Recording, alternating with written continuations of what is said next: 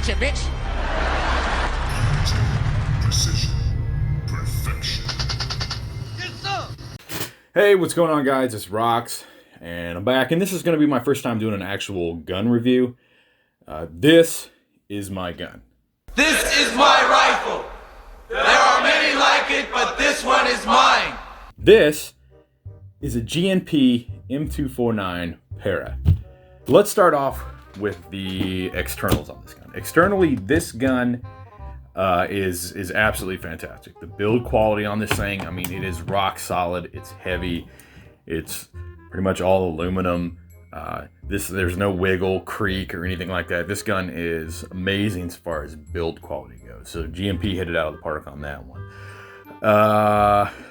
Yeah, going beyond that, the internals on this gun, not so much. I don't even know where to begin. Let's see. This thing has a version 2 gearbox, which is a bonus, you know, because it's compatible with a lot of different things. You know, the version 2 gearbox is the same gearbox that you would find in any sort of M4.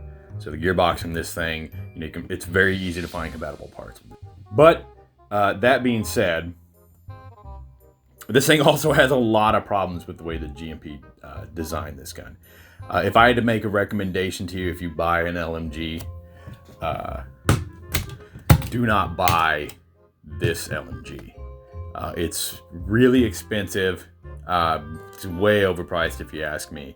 And for what you're gonna do, which I'll get into later about being an LMG player, this is not what you want, okay?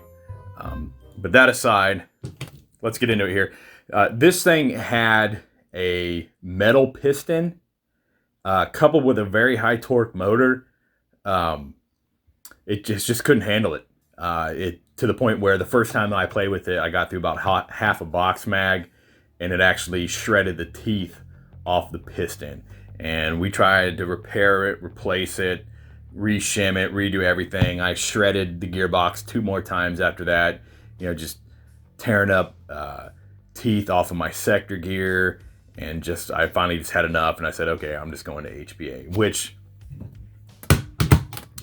if I had to make a recommendation, HPA for an LMG is the way to go. This is the way. Let's get to upgrades with this thing. All the upgrades, there's not a lot of stock about this gun anymore. So let's start with the interior here. Okay, on the inside, I have replaced the gearbox. I've stripped it out, kept the casing, and replaced it with a PolarStar F1. And then the interior, like the hop-up design on this thing is good, actually. The interior hop-up on this is metal, so you really actually don't have to replace it. It's got a rotary style hop-up on it, which is really fantastic. I replaced the inner barrel with a Prometheus type bore inner barrel. I've got a G&G, G&G Green Bucking with a Namazu flat hop nub in there. So it's been flat hop. This thing is like, it's a cannon. It has unbelievable range on it. I've also got an amped IGL and integral grip line here. If you have an HPA system, man, I'd just get one of these. It's just so much better than having that tiny little hose sticking out with that nub on the end of it. Those things are absolutely terrible, and I feel like they're just going to fall apart. I mean, outside of that, the upgrades and everything I've done this gun's absolutely fantastic. I mean, it's a rocket ship. It really is a cannon. My only biggest complaint right now with it is the box mag. The way that they have this box mag designed, it's really, really terrible. Like, it's great in the fact that, like, your battery that powers this thing actually goes into the box mag itself, down in the base of it. So it powers the box mag and the gun itself. But the problem with this feed mechanism is that it actually feeds from the bottom instead of like a traditional LMG where it feeds into this feed slot and it goes into the side, like, and it can accept M4 mags. This gun cannot accept M4 mags, which makes it a pain in the ass when you're doing chronoing, and if this thing becomes unseated from its position, you're done. You can't shoot. Your thing no longer feeds. I found a way that I can actually compensate for that. Is when I put this thing into place and get it seated, I actually zip tie around the base of this thing to keep it from moving whatsoever, and it actually keeps it in place pretty well, to the detriment of some box magazines that I've had, because I've broken them because they don't move at all off the mount. So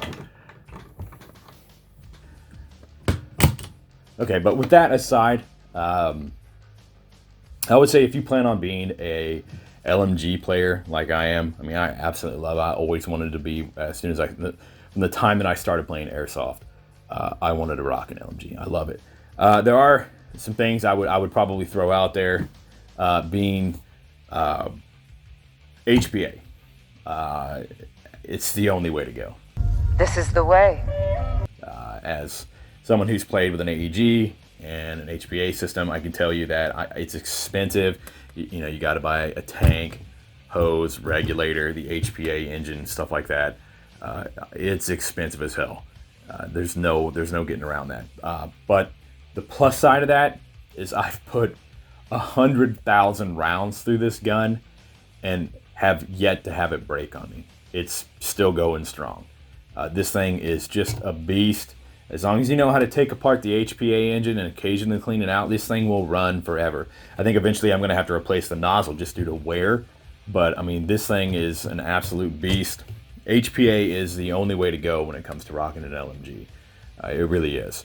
But then on the cost, outside of just the initial expenditure, buying the tank and the HPA engine, BBs. I mean, I can go through anywhere from 10 to 15,000 rounds in a day worth of playing. I mean, it's ridiculous. And depending on the quality of BBs that you buy, it can get up there in price, 30, 40 bucks for a day worth of play. And that's not including what it costs to get it on the field.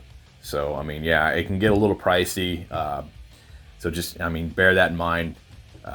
If you want to be an LMG player like me or like Alphonse, I don't really see anybody else on YouTube who rocks the LMG. This is the way. But I say that's going to wrap it up for my gun review for right now. I mean, I absolutely love this thing. I've always liked the Para design, the short, more compact. It's about as close to perfection as I can get it right now. The only thing that I'm currently trying to figure out is this F1 does have an integral box mag controller somewhere in it. It's hard to find any sort of paperwork on it. They say it does. I think it's actually in the trigger mechanism itself. It has like a circuit board plug-in on there, and I'm gonna figure out a way to actually wire this feed mechanism, this winding mechanism into that trigger. I'm gonna see if that'll actually work. Because as it stands right now, I just kind of take it and I kind of zip tie it and secure it right here, so I can just kind of hit it with my thumb whenever I need to cycle more BBs into it, which works out pretty fine for me for right now. I may not even need to do that. It just would be nice to not have to do that, and every time I hit the trigger, it just automatically winds for me. So, but outside of that, this is my G&P M249 Para. If you're gonna play an LMG and you're gonna eventually HPA it, my recommendation is do not buy this gun, the G&P. Like, externally, this gun's fantastic, but if you're just gonna gut it and HPA it, just don't buy the G&P. Buy like an A&K or anything else, because the two major drawbacks on this one being that the box mags feed design is really killing me right now, the way this is set up, and the fact that this is twice as much as an A&K, and the exterior build quality I would say is not that much better. So you're probably better off just getting an A&K and then just gutting it and HPAing it and going from there. So I appreciate you watching my video, guys. Be sure to hit like, hit subscribe, and I will see you in the next video.